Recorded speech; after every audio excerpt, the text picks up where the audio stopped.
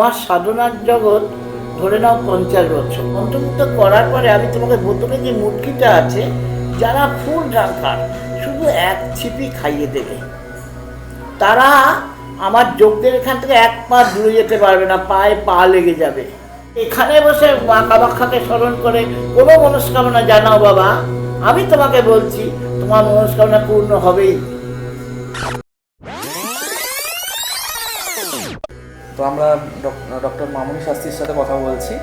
তো জেঠিমাকে জিজ্ঞেস করবো যে জেঠিমার বিষয় আমরা জানতে চাই, যে মানে জেঠিমার শুরুর লাইফে কীভাবে কেন এই তন্ত্র সাধনায় আসা বা টোটাল ডিটেলটা আমরা জানতে চাই। তো জেঠিমা আমাদের একটু যদি বলেন যে আপনি লাইফের প্রথম থেকে কেন তন্ত্র সাধনার দিকে আপনি আসলেন, বা তারপরে একটু যদি ডিটেলে বলেন আর কি। বাবা, এটা বললে অনেকটা সময়ের ব্যাপার, তাই না? তোমরা অল্প সময় নিয়ে এসছো, তবুও বলবো আমি ছোটবেলার থেকে মায়ের পুজো করতাম এবং মা আমাকে স্বপ্ন দেখাতেন। আমি কোথাও এক জায়গায় পুজো দিতে পারিনি। আজ কলকাতা, কাল ব্যারাকপুর, পরশু বনগা, অমুক দিন অমুক, মানে যখন কালী দীপাবলি আসতো, আর দীপাবলি আসার আগে ঠিক আমাকে পাগল করে দিতেন যে পুজো দেওয়ার জন্য। এবার বাড়ির থেকে স্বাভাবিকতা, আমি মেয়ে মানুষ, আমি ছুটে বেরিয়ে যাচ্ছি। আমার বাবা খুব রাগিয়েছিলেন, এবার বাবা রাগ করতেন। এবার মাকে বলে পুজোর সমস্ত জিনিসপত্র গুছিয়ে নিয়ে আমি বেরিয়ে যেতাম। এরকমভাবে বেরোতে বেরোতে শুধু মার কাছে যে কাঁদতাম, মা তুই আমাকে এক জায়গায় দেখা দে, মা এইভাবে বাবা বকাবকি করছেন, আমিও পারছি না মা, আমি পাগল হয়ে যেতাম। যথারীতি এরকম করে করে আমার ঠিক পড়াশুনো স্টুডেন্ট লাইফ মোটামুটি শেষ করলাম। শেষ করার পর আমি ডক্টরেট করেছি অনেক পরে, মানে আমি সাধনার মধ্যে ডক্টরেট করেছি। তা যদিও আমি তারপরে চলে গেলাম কামাখ্যা। আমি বুড়াবুড়ি মায়াং ছিলাম। মায়াঙে আমি দীর্ঘ 20 বছর কাটিয়ে এসেছি এবং আমার সাধনার জগৎ ধরে নাও 50 বছর। কারণ 50 বছরের মধ্যে আমি এই যে বললাম পড়াশুনো, স্কুল, তার মধ্যে মায়ের সাধনা, তার মধ্যে কামাখ্যা সাধনা, তারপরে আবার মায়াঙে ছিলাম। আমার মেন তন্ত্রের উৎপত্তি হচ্ছে কামাখ্যার থেকে, এবং কামাখ্যা আমাকে এক নামে সবাই চিনছে বাবা। যাকে জিজ্ঞাসা করে কলকাতার মামুনি বলতে এক নামে। তো তবে এই সাধনাটা এত ইন্টারেস্টিং না, আর এত ভালো লাগে।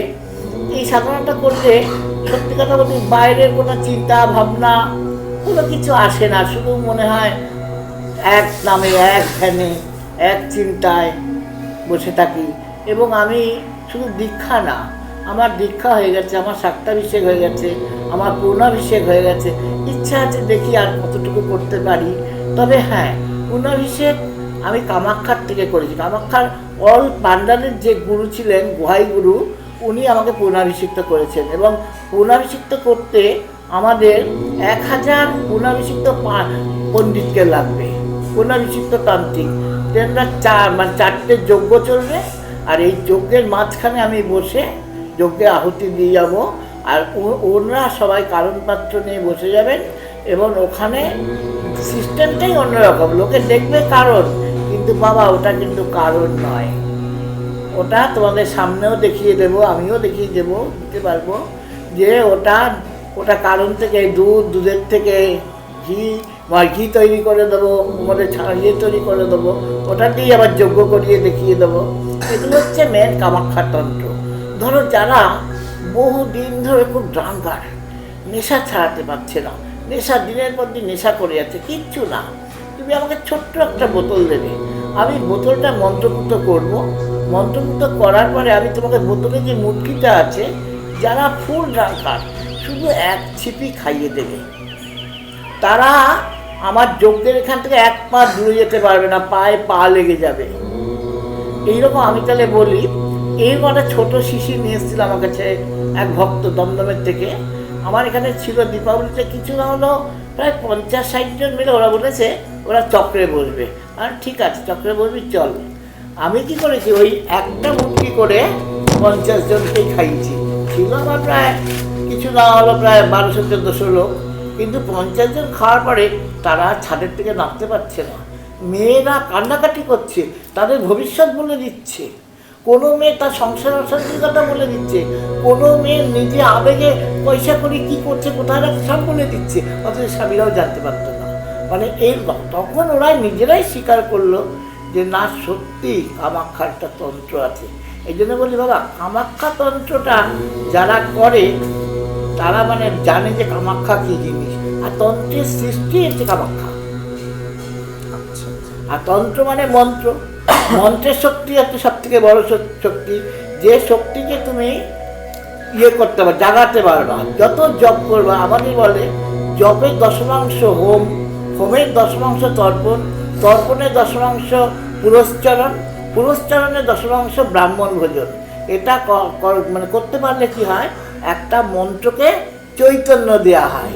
আর মন্ত্র মিন্স চৈতন্য, চৈতন্য না হলে কোনো মন্ত্র বাবা জাগে না।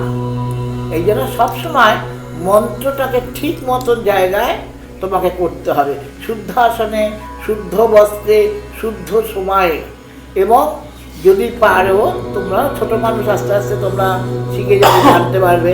এইটা কি জানো তো, যে কোনো মন্ত্র গুরু দীক্ষা নেয় অনেকে, অনেকে শক্তি মন্ত্রের দীক্ষা নেয়, এগুলো তাই। এক একটা মন্ত্রকে জাগাতে হবে, তবে সে কথা বলবে, মন্ত্র কথা বলবে, তাকে চৈতন্য দিতে হবে। আচ্ছা, তাহলে আমরা মোটামুটি জানতে পারলাম যে কামাখ্যাতে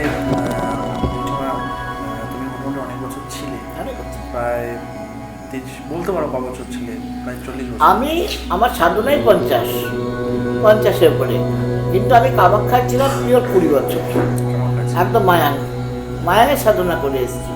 যারা মায়াঙে ছিলেন তেনরা জানবেন, কিন্তু আমাদের এখানে, আমাদের কলকাতা বলো আর বলো, খুব কম লোক মায়াঙে ছিলেন। কিন্তু যারা পিওর মায়াঙে ছিলেন তারা জানবেন যে তন্ত্র কী জিনিস। বিশেষ করে অম্বুবাচীর সময়, তখন মায়াঙের থেকে আমাদের সব আসল লোকেদের সমাগম হয়, কিন্তু তাদের তুমি চিনতে পারবে না, তারা এমনভাবে আসবে না, তুমি চিনতেই পারবে না। কিন্তু এখন তো মায়াং নেই, এখন সেই জায়গায় নেই। কেন এখন মায়াংটা মানে কি হয়ে গেছে? মায়াংটা কি, আগে তো সত্যি কথা বলতে আগে মিলিটারি গার্ড ছিল। ধরো আমরা নামবো অনেক নিচে গুহার ভিতরে, আমরা ধরো নামবো আমাদের এখানে অশোকনগরের কথা বলছি, ধরো নামবো 3 নম্বর স্টেডিয়াম, ঠিক আছে? আমাদের অশোকনগর স্টেশন হাবড়ায় হচ্ছে মিলিটারি ক্যাম্প ছিল। ওইখান থেকে আমাকে হেঁটে এসে ওইখানে গিয়ে বস্ত্র ত্যাগ করে একটা তেল জাতীয় জিনিস আছে, ওটাকে সারা শরীরে মাখতে হয় যাতে কোনো কীটপতঙ্গ না করে। তারপরে তুমি নিচে ওদের ইয়ে আছে, ওখানে চলে যাও।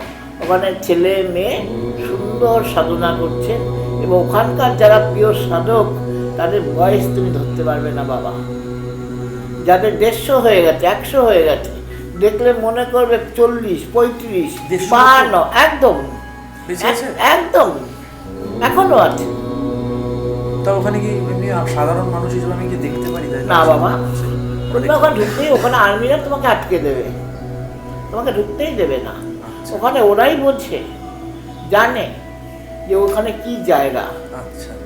আর তোমরা গেলে কি হবে, তোমরা তো ধরো অম্বুবাচীর সময় অনেকে খুব ইন্টারেস্ট থাকে। এবার বিশেষ করে শ্মশানের বগলে দেবী কামাখ্যা, ওইখানে কিন্তু ওনারা বেশিরভাগ আসেন। এবং কামাখ্যার বস্ত্রটা, আমাদের 3টে বস্ত্র ভাইটাল বস্ত্র অম্বুবাচীর সময়। প্রথম হচ্ছে আমাদের চিল্কা রায়, আসামের যে ইয়ে ছিলেন, ওনার ফ্যামিলির থেকে এই বস্ত্রটা আসে। মায়ের যে ইয়েটা ঋতুবতী হন যে ওই সময়টায়, ওই বস্ত্রটা দিয়ে চাপানো হয়। তারপরে আসে আমাদের মায়াঙের বস্ত্র, ঠিক আছে?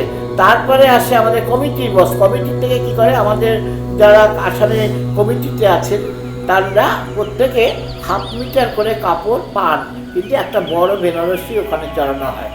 আমাদের কমিটিকে সব 1/2 মিটার, তার অর্ধেক, এইভাবে প্রত্যেকে পান। আর এই বস্ত্রটা আমরা যত ভক্ত শিষ্য আছে আমরা তাদের মধ্যে বিলিয়ে দিই। কিন্তু এই বস্ত্রটা ভীষণ মূল্যবান। এই বস্ত্রটা যদি সঙ্গে থাকে, এটুকু বলতে পারি, তোমার জীবনে কোনো রকমের অসুবিধা হবে না।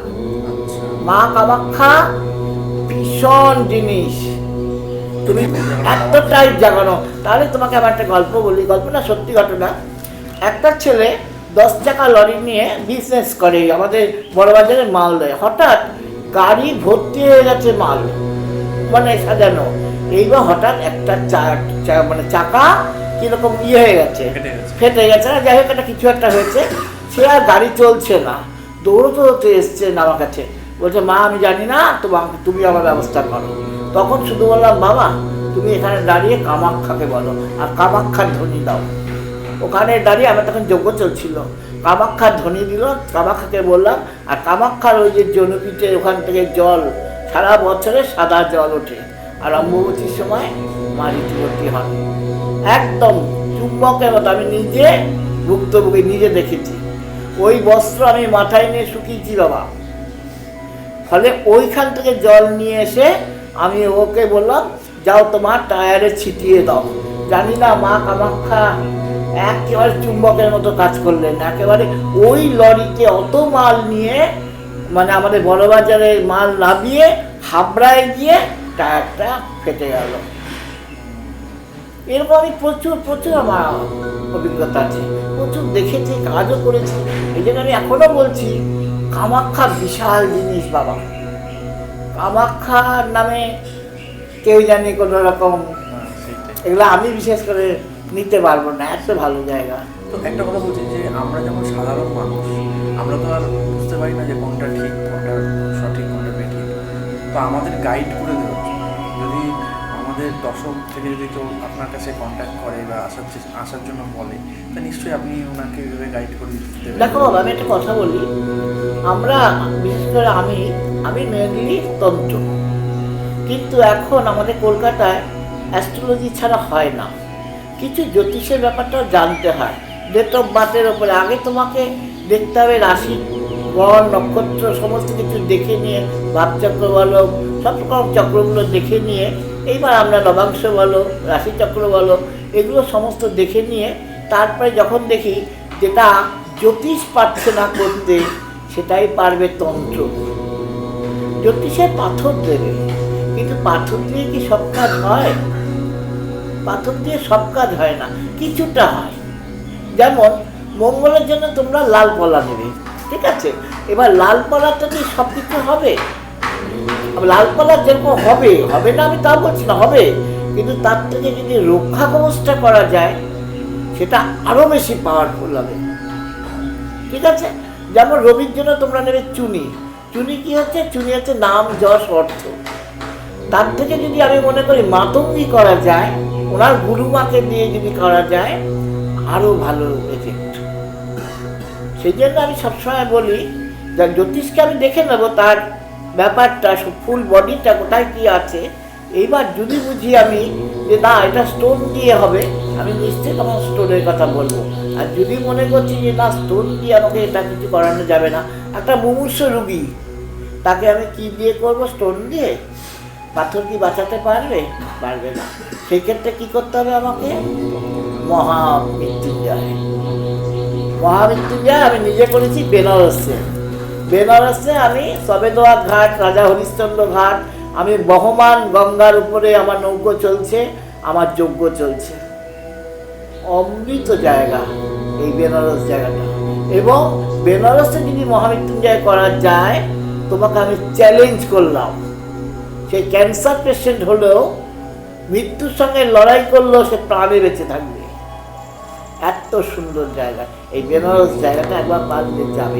যাওয়া হয়নি অবশ্যই, কামাখ্যা তো যাওয়া হয়নি, ওটাও যাওয়াটা দরকার। তো আচ্ছা, এই যে মানে এই যে যেটা আমরা আলোচনা করলাম, যে প্রথম কথা তো যে কেউ যদি জেঠিমা তোমার সাথে দেখা করতে আসে, তাহলে তো তুমি প্রথম কথা করছো, মানে অ্যাজ এ জ্যোতিষী, মানে জ্যোতিষ শাস্ত্রটাও তুমি তাকে হেল্প করছো। দেখো আমি কিন্তু ফেসিলিট করি, আমি নামের উপরে বলে দিই। যদি কেউ ধরো আসতে পারেনি, যদি সে মিথ্যে কথা না বলে, সঠিক নামটা বলে, আমি একদম A to Z পায়ের নখ থেকে মাথার চুল অবধি বলে দেবো। সে তার লাইফে মিলিয়ে দেখবে, তার বাড়ি, তার ঘর, তার কোনায় কোনায় কী আছে। যেমন বাস্তু আমার কাছে মাটি নিয়ে আসে, আমি মাটিতে ফ্যানসি পরীক্ষা করে আমি যেভাবে বলে দেবো, আমি কিন্তু তার বাড়িতে ঢুকবো না, কিন্তু তুমি মনে করবে যে আমার বাড়িতে তো উনি যাননি, কী করে বলতে পারছেন। টু বি পাই আমি বলে দেবো, তারাই মানে স্তম্ভিত হয়ে যায় আমার কথা শুনে। এইগুলো হচ্ছে আমি করি। আচ্ছা, আমার কাছে তোমাকে ডেট অফ বার্থ দিতে হবে না, শুধু নাম বলো, তাহলে তুমি বুঝতে পারবে। তাহলেই মানে বোঝা। তার মানে কোনো কারো কেউ যদি খুব বিপদে পড়ে আসে, যেমন দেখো জ্যোতিষে হোরারি আছে, জ্যোতিষে তোমার সংখ্যাতত্ত্ব আছে, জ্যোতিষে লাল কিতাব আছে, লাল কিতাব, লাল কিতাব আছে, জ্যোতিষে অনেকগুলো আছে। এগুলো আমি বললাম, আমি নামের উপরে সব জ্যোতিষকে আমি ছাপিয়ে যাব। এগুলো হচ্ছে কামাখ্যা থেকে। কামাখ্যা। ওই জন্য বারবারই বলছি, যারা পিওর কামাখ্যা সাধনা করেছেন বাবা, তারাই জানবে, তারা কামাখ্যা সম্পর্কে আইডিয়া। আর তর্ক যাবে না।